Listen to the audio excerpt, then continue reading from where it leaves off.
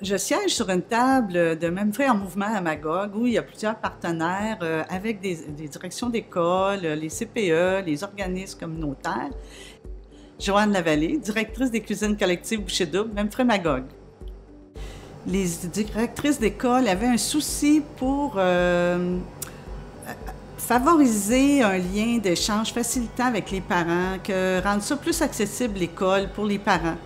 6 à 8 fois dans l'année où on invitait les parents avec les enfants à s'inscrire aux ateliers à l'heure du souper pour préparer le souper. Un atelier de cuisine collective, ça se déroule que moi, j'ai déjà planifié un menu que j'ai envoyé à l'école pour faire imprimer les recettes.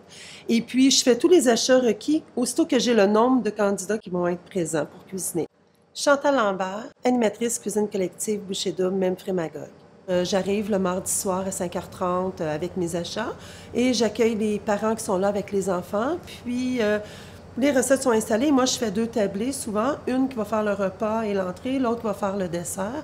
Et là, les parents, je leur lis un peu la recette pour qu'on sache où on s'en va. Puis ensuite, je les regarde aller. Puis ce que ça apporte aux parents puis aux enfants, c'est de découvrir des recettes. Parce que moi, j'essaie vraiment, moi et ma patronne, on essaie de trouver des recettes surprenantes.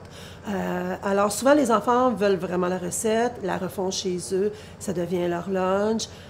Des fois, ils nous donnent des idées ou des choses qu'ils aimeraient essayer. Donc vraiment, l'implication, ça leur apporte ça entre eux. Parfois, les parents, ils donnent des limites aux enfants. Dans le contexte à la maison, OK, toi, tu es trop petit, tu peux pas faire ça. Ils donnent des limites aux enfants que les enfants, dans le fond, ils n'ont pas ces limites-là. Alors, ça permet de découvrir leurs enfants qui ont des habiletés qu'ils ne soupçonnaient pas. Les enfants sont avides d'apprendre, les enfants sont curieux et les parents, bien, suivent l'élan de l'enfant. C'est sûr que les enfants qui ne sont pas habitués à des nouveaux aliments, des fois, ils vont voir le tofu, puis hop, il y a un mouvement de recul. Là, je lui dis, attends un petit peu, il n'est pas vivant, il ne sautera pas dessus. Mais avec moi, souvent, j'ai une petite règle de base, c'est on goûte, puis après ça, on critique. Fait que j'ai des enfants qui viennent cuisiner, là, qui n'aiment rien, qui ne mangent même pas. Elle va juste goûter, mais elle, pour elle, c'est important de venir cuisiner, même si elle aime peu de choses. Puis, généralement, ça va assez bien, puis l'enfant ose. Puis ça fait que le parent aussi ose un peu plus.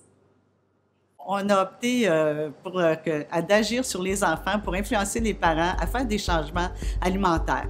Donc, quand ça vient des enfants, c'est toujours plus facilitant et ça permet justement de faire le transfert de l'école à la maison des acquis qu'ils ont fait pendant l'atelier parents-enfants.